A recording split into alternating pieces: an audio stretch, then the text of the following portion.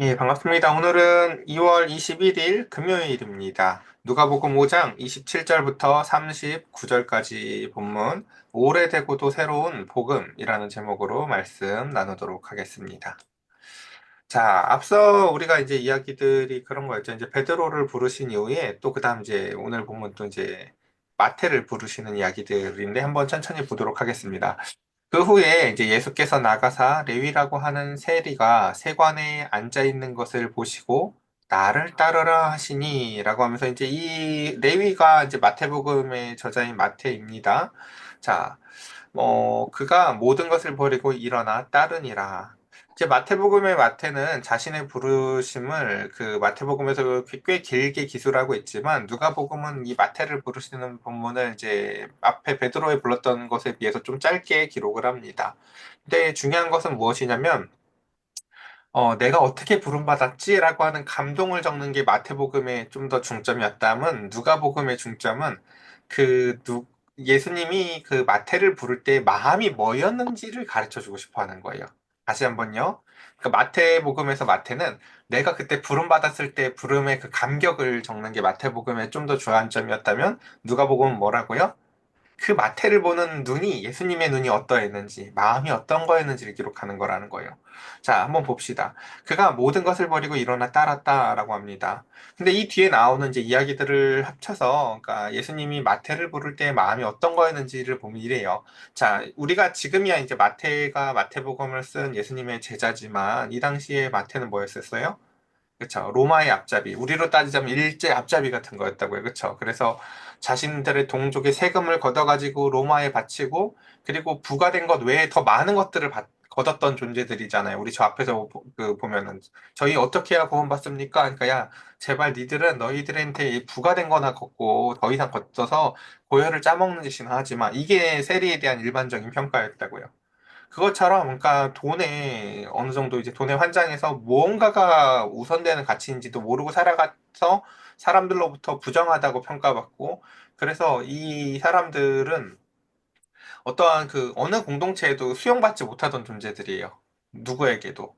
그게 바로 이제 이 레위, 세리의 직업의 특징이었는데 그 세리가 이제 세관에 앉아 있는 것을 보시고 그 가운데서 나를 따르라 하신다는 그 예수님의 발걸음이 어떤 건지 우리가 좀 그러니까 감을 잡아봤으면 좋겠어요. 왜 저기에 가지? 저 더러운 놈을 부르네? 라고 많은 사람 눈에 보였을 거라는 거죠. 그러니까 우리가 가장 싫어하는 그 일제 앞잡이 같은 놈한테 그 주님이 가가지고 나를 따르라 부르니 그 당시에 바리새인들이 가질 시각이 어떤 거였을까요? 그쵸? 근데 여기 이제 누가는 그때 여기서 이런 걸 얘기해주고 싶은 거예요. 너희가 보기엔 그놈이 일제 앞잡이 같은 놈이고 아주 나쁜 놈인데 저런 놈을 부르시는 예수님이 이해가 안 되겠지만 예수님은 마치 그러니까 오늘날처럼 우리가 무슨 어디 강남이나 좋은 목 좋은 데다가 병원 차려놓고 아픈 사람들이 와서 진료받으러 오는 시스템이 아니라 이 당시에는요 의사가 찾아가는 거예요 아픈 사람한테요. 그러니까 이 당시에 그 예수님의 모습은 뭐였냐면은 의사가 아유, 여기 돈에 미쳐가지고 환장해가지고 사람들한테 소외받고 돈은 있지만 마음은 병들고 영혼은 빈곤한 영혼 하나 있다며? 라고 하면서 마태를 찾아오시는 예수님이 의사의 모습으로 보인다는 거예요. 예수님은 의사의 마음으로 그 환자를 찾아가셨다라는 것이에요. 그래서 그 가운데서 그에게 처방을 해주시죠. 뭐라고요? 나를 따르라. 라고 얘기해 주세요. 그러자 그가 모든 것을 버리고 일어나 따르니라. 라고 하며 그 가운데서 그 병이 낫는 것을 우리가 봅니다. 그러니까 이 마태가 이걸 너무 이제 누가가 이걸 너무 짧게 기록을 해서 우리가 그럴 수 있는데 이건 우리가 앞에서도 설명을 많이 했으니까 제가 자세히 설명은 하진 않을게요. 그러니까 마치 그 과일이 이제 읽다가 손을 대면 마지막 순간에 탁 따지는 것처럼 그 영혼이 그 심령의 가난함이 충분히 무르익었을 때 주님께서 그를 부르시는 거라고요, 사실은. 예. 그래서 그 가운데서 모든 것을 버리고라는 것은 앞에 보면 이제 그 베드로도 똑같은 모습을 우리가 봤었죠. 그래서 배와 그물을 다 버리고 주님이 부르시니까 따라가죠. 그와 같은 그 결심에는 항상 희생이라는 게 따릅니다. 근데 그러면 신앙은 꼭 뭘 버리고 희생하는 게 신앙인가? 아니에요. 제가 얘기했잖아요. 그 기독교의 핵심이 희생이 아니라요. 희락이에요. 더 좋은 걸 발견한 거라니까요. 그러니까 배와 그물을 버리는 게 아니라요. 배와 그물보다 더 귀한 걸 얻은 거예요, 사실은요. 그래서 훨씬 더 큰 본을 얻었기 때문에 이 정도는 사소하니까 버리고 갈 수가 있는 거라고요. 우리 아이들이랑 예전에 뭐 맨날 밖에서 막 눈싸움하고 눈놀이 하면 애들이 그 밖에서 만든 그 눈 같은 거 막 다 집에 갖고 싶어 하잖아요. 그럼 애들을 그거 버리고 집에 가게 하려면 뭐가 필요할까요?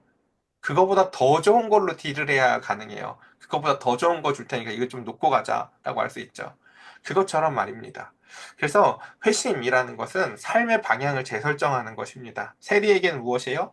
그래도 돈이지. 그래도 돈은 날 안 배신해. 라고 하면서 야, 사람은 어떨지 몰라도 돈은 안 배신해. 라고 했었던 그 인생이 이제는 예수님에게 그 삶의 방향으로 전환된 것이 바로 지금 이 마태를 부르시는 장면입니다. 그래서 레위가 예수를 위하여 자기의 집에서 큰 잔치를 하니 세리와 다른 사람이 많이 함께 앉아 있는지라 라고 하면서 이제 문제는 또 이거예요. 이제 그래요. 마태 하나 부른 건 그렇다 쳐요. 이제 그래서 마태가 너무 좋아서 예수님 저희 집에 와서 식사를 하시죠 라고 하는데 유대인들에게 있어서 식사는요 단순히 밥을 먹는 것이 아니라 굉장히 언약 공동체적 의미를 가져요. 그러니까 이런 거죠. 여러분 더러운 거 보이면 어떡하세요? 청소를 하세요? 치우고? 유대인들에게 있어서는요, 그러니까 부정과 거룩이 만나면 더러운 것과 깨끗한 것이 만나면은 깨끗한 것이 더러운 것을 치우는 능력, 거룩한 능력이 강한 게 아니라 더러운 게 깨끗한 걸 더럽게 만드는 능력이 훨씬 더 강하다고 인식을 했었어요, 유대인들은. 그래서 그러니까 우리도 그래서 이 기독교 복음주의자들 안에서도 이런 생각들을 갖고 있는 사람들이 있거든요. 아우 나는 저 세상 것들하고 얘기하면은 영 그 영적으로 안 좋아가지고 난 저것들이랑 말도 안 섞어. 난 딱 교회 다니는 사람들이랑 어울릴 거야. 라고 하는 이게 자기는 나름 자기가 영적이라고 생각하면서 교만 떠는 소리를 하는 건데 그게 사실 1세기 유대주의자들의 얘기예요. 아 우리들은 그래서 저런 세리들이랑은 안 어울려. 이게 전혀 복음적이지 않다는 걸 자기가 몰라요. 근데 그렇지 않다고요. 여러분, 복음은요, 그 사람들에게 다가가서요, 치유하는 능력을 베풀 수 있는 것이에요. 하나님의 복음을 베푸는 것이라고요. 그러니까 그래서 이제 어쨌든 다시 본문으로 돌아가서 당시 사람들은 그래서 그 부정한 사람들하고 어울리지 않는 것이 자신을 지키는 방법이라고 생각을 했었어요. 근데 그것에 대해서 이제 한번 봅시다. 30절. 바리새인과 그들의 서기관들이 그 제자들을 비방하여 이르되 너희가 어찌하여 세리와 죄인과 함께 먹고 마시느냐? 라고 얘기를 하죠. 지금 이제 이 모습이 그러니까 되게 달라 보이는 거예요. 그러니까 예수님은 지금 뭘 하는 거예요? 그 세리하고 예수님 저희 집에 와서 이제 식사 좀 하세요. 라고 이제 마태가 세리다 보니까 친구들도 다 세리죠. 그래서 이제 그 친구들이랑 다 같이 있는데 불러서 그 가운데에서 예수님이 그곳에 어울리는 것이 그 겉으로 보기에는 마태가 예수님이 좋아서 잔치를 베푼 거지만 사실은 예수님이 그들을 품으시는 건 거예요. 야, 우리랑 식사를 하시겠대? 그러니까 그냥 이거 만약 대화를 제가 한번 그냥 연극 대본처럼 만들어 보면 이러는 거예요. 야야야, 내가 오늘 그 예수님이 나를 불러주셨어. 그래서 나 이제 세리 그만하기로 했어. 야야, 우리 집에서 잔치 베풀 건데, 야, 너희도 잘 생각을 해봐. 라고 하면서 우리 집에서 밥 먹자라고 세리 친구들이 가득 온 거예요. 그리고 그 집에 예수님이 오신 거예요. 자, 그럼 잘 보세요. 이 자리를 배설한 건 마태죠. 그리고 그 가운데서 잔치를 준비한 건 마태인 것 같죠. 환대하고 있는 게 지금 마태 같죠. 아니에요. 근데 그 친구들은 아마 이런 말을 했을 거야. 그분이 우리랑 어울리실 거래? 실제로 환대하고 있는 주체는 예수님인 거예요. 가서 식사를 얻어 드시지만 그 가운데. 그래서 이 예수님의 근데 그러니까 예수님이 그들과 어울려서 식사를 하는 것이 예수님이 그들을 환대하는 모습인데 그 예수님의 환대가 의인과 부정한 자의 경계를 허무는 일이고 전통을 어기는 범법 행위로 보인다고요. 밖에 있는 사람들한테는요. 저 사람들하고 어울리면 안 되는데 라는 거죠. 그러자 예수께서 대답하여 이르시되 라고 하면서 예수님은 이제 오늘 본문에서 보면은 계속해서 이제 속담 같은 걸 인용하실 건데 한번 봅시다. 건강한 자에게야 의사가 쓸데없고 병든 자에게야 쓸데가 있나니 내가 의인을 부르러 온 것이 아니요 죄인을 불러 회개시키러 왔노라. 예수님의 그 환대의 정당성을 예수님은요 당시의 격언 의사는 아픈 사람들 가운데 거한다라는 격언을 사용해요. 야, 의사가 의사들끼리만 모여서 아픈 자들이랑 어울리지 않는다는 거 말이 되니? 의사는 아픈 자들을 찾아다니는 거지. 이거 그런 거야. 라는 거예요. 그리고 여기서 병은 그럼 뭘까요? 우리의 모든 사람들의 병은 다 뭘까요? 하나님과의 관계의 병이에요. 하나님이 그닥 필요한 것 같지 않고, 어제도 저희가 저희 딸들 둘을 데리고 치과를 갔다 왔는데 정기 검진을 가는 거거든요. 이게 왜 가냐면요. 처음에 시온이나 평안이가 한번 치과에 가서 이가 썩어가지고 치료를 해보니까 정말 죽도록 아파하더라고요. 그래서 그 뒤로는 3개월마다 아무 이상이 없어도 그냥 가요. 확인하고 약 바르러요. 그러면 큰일이 안 생기거든요. 그것처럼 그 가운데 인간에게 생기는 가장 큰 질병은 뭐냐면요. 치과를 가야 될 이유도 모르겠고, 내 안에 무슨 일이 벌어졌는지를 모른다는 거예요, 사실요. 근데 그 가운데 내가 이제 아프다는 것을 알고 뭔가 하나님이 필요하다는 것을 느끼는 게 심령의 가난함이에요. 그러니까 이게 없는 이상 목회자가 해줄 게 없어요. 제가 늘 자주 얘기하지만요. 그래서 목회자가 아무리 능력이 뛰어나도 심령의 가난함이 있는 사람한테 뭘 해줄 수가 있는 거예요. 그래서 그 가운데서 보면은 이제 다시 아까 요 얘기를 했던 이야기인데 1세기 유대인들에게 있어서 식사의 의미는 뭐라고요? 단지 그냥 같이 밥을 먹는 게 아니라요. 정체성을 지키는 수단이에요. 여기에 누구를 넣고 안 넣고. 그래서 외부자들을요 철저히 배제하는 것이 유대인들 식사에 되게 중요한 덕목이었어요. 특히 이게 언제 더 강해지냐면 포로기 이후에 엄청 강해져요. 이제 그들이 아예 나라를 빼앗겨 보잖아요. 그러고는 그 빼앗긴 나라에서 다시금 그 회당을 지으면서 자신들의 신앙을 유지하면서 그러니까 그 가운데서 철저히 그들의 정체성을 지키기 위해서 외부인들을 더 배제해요. 그러니까 그렇게 강력해, 그러니까 식사가 얼마나 중요한지 아시겠어요? 그들에게 있어서요. 근데 그 식사를 저 세리들이랑 해? 로마의 앞잡이? 여기서 밥 먹고 로마 가서 무슨 말 할지도 모르는 저놈들이랑 이게 그러니까 그 당시 사람들에겐 굉장히 그쵸 당연해 보이는 시각이에요. 왜냐하면 아까 얘기했듯이 그 정결한 사람과 부정한 사람이 만났을 때 무슨 능력이 크다? 부정한 사람의 능력이 훨씬 크다고 봤거든요. 오염될 가능성이 크지. 저들이 좋아질 능력이 할 능력이 있다고 보진 않았기 때문입니다. 그래서 실제로 이 세리들이나 이런 죄인들한테요 식탁 규제뿐만 아니라 사실은 이 빵을 나눠주는 일도 하지 않았었어요. 유대인들은요. 자, 이제 그 다음 보겠습니다. 자, 또 그 다음, 그들이 예수께 말하되, 요한의 제자는 자주 금식을 하며 기도하고, 바리새인들의 제자들도 또한 그리하되, 당신의 제자들은 먹고 마시나이다. 그러니까 이 당시 바리새인들에게 있어서 예수님과 예수님의 제자들의 모습은 모든 것이 다 이색적이었어요. 예를 들면 바리새인들 같은 경우는 일주일에 2번, 월요일, 목요일 항상 금식을 했거든요. 그러니까 그 금식의 애초에 그 근원은 뭐였냐면 민족의 회복을 위한 거였어요. 자, 우리 나라를 위해서 모입시다 하고 그런 분들 계시죠? 나라 위해서 모이자고 기도하자고 모여가지고는 모이고 나서 지들만 대단하다고 생각하는 이상한 사람들 있죠. 나라를 위해서 모여서 금식을 할 거고 나라를 위해서 기도를 할 거면 기도를 하세요. 그러고 나서 안 한 사람들을 저주하거나 안 하는 거기에 안 모이는 사람들을 자기들보다 낫다고 평가하지 말라고요. 그러니까 마찬가지였어요. 바리새인들도 처음에는 민족의 회복을 위해서 금식하자고 모였지만 결국 그것이 자기의 의의로 바뀌어지고 그게 그 월요일 날 목요일 날 하는 금식을 통해서 자신들이 경건한 재판관의 위치를 갖는 거예요. 우리는 금식하잖아. 야, 너희들 왜 그렇게 사니? 라고 하면서 금식이 자신들의 의의가 되어진 것을 우리가 보게 됩니다. 자, 그것에 대해서 또한 예수님은요, 또다시 한 가지 그 격언을 통해서 말씀해 주시는데, 이렇게 말씀하시죠. 혼인집 손님들이 신랑과 함께 있을 때에 너희가 그 손님으로 금식하게 할 수 있느냐?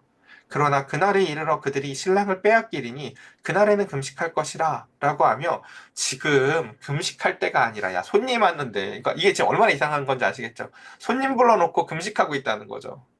지금 하나님의 나라가 도래했는데 메시아가 이 땅에 오셔서 그 가운데서 이제 이 복음 하나님의 나라의 복음으로 말미암아 우리가 먹고 마시며 축하하고 기뻐할 일인데 그래서 그 축하를 첫 번째 누가 해요? 천사들이 하잖아요. 목자들이랑 함께 야 이거 하늘에서도 기뻐하신 하나님의 영광이고 땅에서도 그가 기뻐하시는 사람들 중에 정말 기쁜 소식임을 전하는데 그 기쁜 소식을 알지 못하는 자들이 그 가운데서 여전히 금식을 붙잡고 있는 거죠. 그래서 이것은 축하할 일이다라는 것들을 보여주고 있는 거죠. 그래서 잔치에 들어오지 못한 자들이 도리어 그 잔치를 비난하는 거예요. 그러니까 하나님의 마음 그리고 예수님의 마음 그리고 당시 사람들의 시각 두 가지를 생각해 보자고요. 하나님은 예수 그리스도를 이 땅에 보내셨고 그리스도는 이제 그 죄인 되었던 그 베드로를 회심시키셨고 또 죄인 되었던 마태를 회심시켜서 이걸 비유로 따지자면요. 새 부대를 준비하는 거예요. 거기다 뭘 담으려고요? 새 포도주들을 담으려고.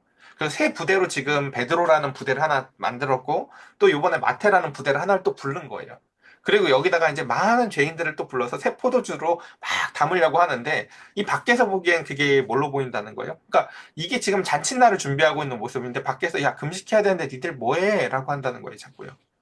지금 한창 하나님은 그리스도께서는 잔치 준비를 하고 계신데 밖에서는 그 가운데서 자기 의에 빠져가지고 아유 되게 시끄럽게 하네 너희들 뭐하냐? 라고 예, 이상한 태도를 취하고 있는 거죠. 자, 이제 마지막 다 왔습니다. 봅시다. 또 비유하여 이르시되 새 옷에서 한 조각을 찢어 낡은 옷에 붙이는 자가 없나니 만일 그렇게 하면 새 옷을 찢을 뿐이요 또 새 옷에서 찢은 조각이 낡은 것에 어울리지 아니하리라. 새 포도주를 낡은 가죽 부대에 넣는 자가 없나니 만일 그렇게 하면 새 포도주가 부대를 터뜨려 포도주가 쏟아지고 부대를 못 쓰게 되니라. 이 얘기도 우리가 여러 번 했죠. 그러니까 당시에 그 포도주 가죽 부대를 이제 양이나 이런 동물들의 가죽을 이제 그대로 벗겨서 그것을 뒤집어서 이제 이렇게 다리 부분을 잘라서 이렇게 포도주 부대로 썼다고요. 근데 거기에 이제 포도주가 오래된 건 이제 발효될 게 얼마 안 남았으니까 아무 데나 담으면 되지만 포도주가 담근 지 얼마 안 된 건 넣으면 어떻게 해요? 여러분들 김장만 해봐도 아시잖아요. 그쵸?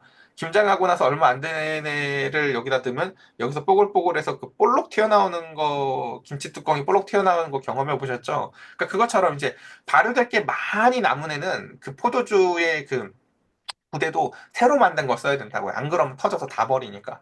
지금 그 얘기를 하시는 거죠.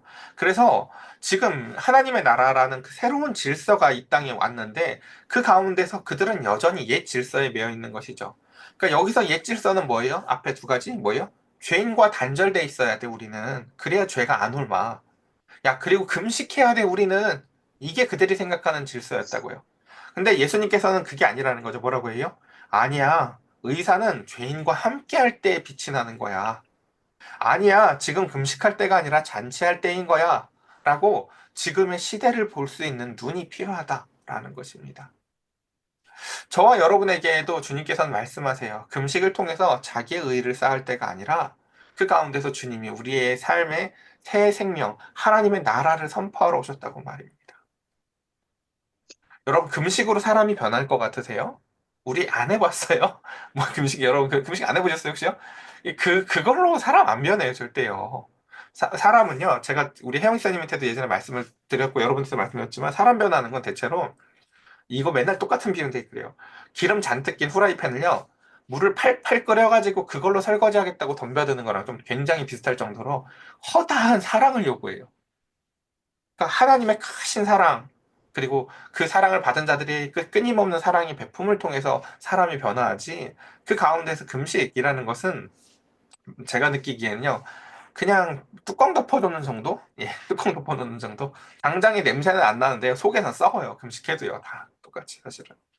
자, 그래서 이제 마지막 절입니다. 그러면서 새 포도주는 새 부대에 넣어야 할 것이라 라고 하면서 그 죄인들을 막 제자로 부르셨던 것. 마테나 베드로. 이게 이제 새 부대를 준비하시는 거라면, 그러고 나서 그 죄인들과 아예 환대하면서 같이 먹고 마시는 거. 이게 새 포도주예요. 이게 주님께서 하시고자 하는 일이라는 거죠. 근데 주님은 여기서 한 가지 더, 한 걸음 더 들어가도 될까요, 말까요? 여러분, 우리 어렸을 때 교과서 생각나시죠? 앞에 연습 문제 있고, 본문이 있는데, 뒤에 뭐가 있어요? 심화 문제라고 하나가 더 있어요. 그쵸? 그러니까 사실 이제 여기서 예수님은 이제 우리를 심화 문제로 인도해요. 야, 근데 과연 내가 얘기한 이게 옛날 거랑 다른 새로운 걸까? 라고 얘기하시면 39절에 갑자기 뒤집어서 이런 얘기를 해요. 묵은 포도주를 마시는 고 새 것을 원하는 자가 없나니 이는 묵은 것이 좋다 함이라. 갑자기 이게 무슨 말일까요, 여러분? 여태 지금 묵은 거 버리고 새 거 좋은 거라고 예수님 말씀해놓고 마지막에 뭐래요? 진짜 좋은 건 묵은 거지. 이렇게 하고 끝내요. 이게 왜 이런 표현을 쓰시는지 혹시 아시겠어요? 그러니까 이 당시에 이제 있었던 그 그리스 로마의 격언에 이런 게 있어요. 옛 친구를 버리지 말아라. 새 친구는 옛 친구만 못하다. 또는 묵은 술이어야 제맛이 난다. 그래서 이 당시의 격언들은 다 오래된 게 좋다는 표현들이 많았었어요. 근데 예수님이 그 격언을 갖다 쓰는 거예요. 똑같이요. 사실은 오래된 게 좋지. 왜 이런 말을 쓸까요? 왜 이런 말을 쓰는 거냐면요. 이 하나님 나라의 복음이요. 사실은요. 새로운 게 아니라는 거예요. 너희가 갖고 있는 율법보다, 너희가 갖고 있는 그 전통, 유대인들의 그 전통보다 훨씬 더 오래된 거라는 거예요. 이 복음은요. 이 복음이 너희가 지금 한참 유행하고 있는 요즘의 율법이나 그 유대인들의 전통, 이렇게, 이런 게 지금 너희들은 오래됐다고 생각하고 있지 아니야. 이 복음이 더 오래된 거야. 라는 거예요. 그 복음은 이제 그 갈라디아서에서 그래서 바울도 이걸 이렇게 표현을 하거든요. 내가 이것을 말하노니 하나님께서 미리 정하신 언약을 430년 후에 생긴 율법이 폐기하지 못하고 무슨 얘기인지 아시겠어요? 그러니까 율법이 하나님께서 그 이스라엘 백성들을 신의 산으로 부르셔서 그 산 아래에서 주셨던 게 율법이잖아요. 그러니까 얘네들 지금 이거 지켜야 된다고 난린 거잖아요. 이거 어기면 절대 안 된다고 계속 난린 거잖아요. 근데 그 율법이 언제 주어졌다고요? 그거보다도 430년 전에 하나님께서 아브라함을 저 갈대아 우르에서 부르면서 그 가운데서 복음으로 불러내셨어요. 그러니까 복음이 훨씬 더 먼저 있었어요. 죄인된 자를 불러내시고 그 가운데서 죄인된 자들을 의인으로 만드시는 작업이요. 율법을 주시는 일보다 훨씬 오래됐다고요, 사실은요. 율법은 죄인된 자를 의로 부른 다음에 그 의로 부른 자들한테 주셨던 추가 사항이었어요. 너희 이제 의 가운데서 이렇게 살아야 돼라고 말이에요.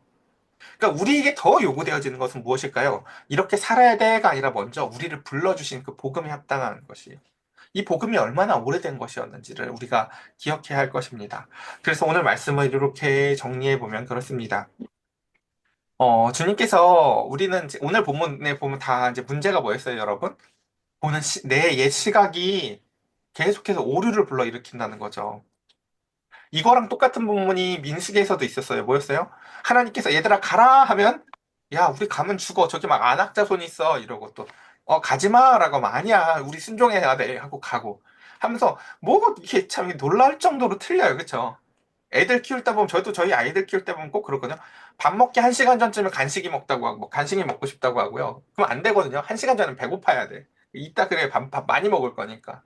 그리고 밥 먹은 다음에 그 가운데 밥 먹을 때에는 막상 또 배가 부르다고 하고. 그러니까 뭔가 우리의 감각이 참 틀릴 때가 많아요. 근데 그러니까 저와 여러분들의 삶 가운데서 비슷할 수 있어요. 하나님이 지금 희수야 너 지금은 심령이 가난해야 돼라고 해서 일부러 가난하게 하실 때가 있을 수 있다고요. 외롭게 만들 때도 있을 수 있어요. 왜요? 그러다 이따 하나님을 만나서 기쁨으로 회심하게 하시려고. 기쁨으로 우리 주 예수 그리스도 안에서 하나님의 나라를 맛보게 하시려고 심령의 가난함을 줄 때 우리가 거기서 이제 불량식품 먹으면 이제 끝나는 거죠. 막 핸드폰 갖고 사람을 의지하려고 하고 잘못된 의지할 것을 찾아 나아가면 거기서 우리는 온전한 심령의 가난함의 시간이 주는 유익을 맛보지 못해요. 그리고 그 가운데 지금은 기뻐해야 될 시간에 오히려 잔치를 잔치로 누리지 못하기도 한다는 것이죠.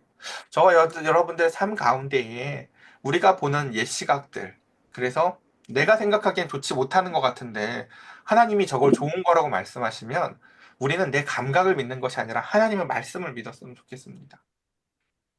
저와 여러분들의 마음에 과연 죄인을 부르는 하나님이 좋아 보일까요? 내가 정말 나쁜 놈이라고 생각했던 저 탕자인 둘째를 받아주신 아버지가 하나님의 크신 사랑으로 우리에게 과연 그것이 보일까요? 그것은 그 가운데 새 부대를 준비하셔서 새 포도주를 담으시는 농부 되시는 하나님의 크신 사랑의 언약입니다. 그리고 저와 여러분들도 바로 그 부대에 담겨지는 포도주들입니다. 오늘 이 말씀을 여러분 잘 기억하시면서 하나님, 내가 보는 시각이 아니라 주님이 보는 시각에 따라 살아 나아갈 수 있게 해달라고. 내가 혹시 금식과 같이 자기 의로 여겼던 것들, 내가 저들보다는 낫지 하고 여겼던 그런 것들이 있다면 그 모든 것들을 버리고 가장 천시받았던 세리들에게 가서 복음을 전하셨던 하나님의 은혜처럼 우리도 그 가운데에 하나님의 은혜에 합당한 삶을 살 수 있게 해달라고 우리 이 시간 함께 같이 기도하면 좋겠습니다. 함께 같이 기도합시다.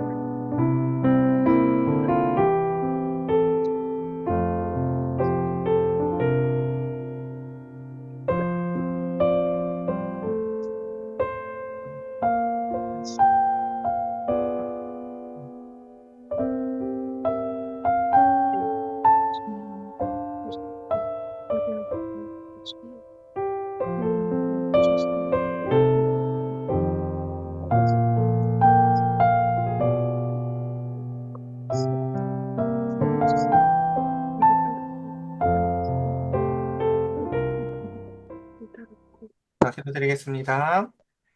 하나님, 배와 그물을 다 버릴 만큼, 모든 것을 버려두고 따를 만큼 크신 예수님을 우리는 만난 적이 있는지 돌아보게 하여 주시옵소서.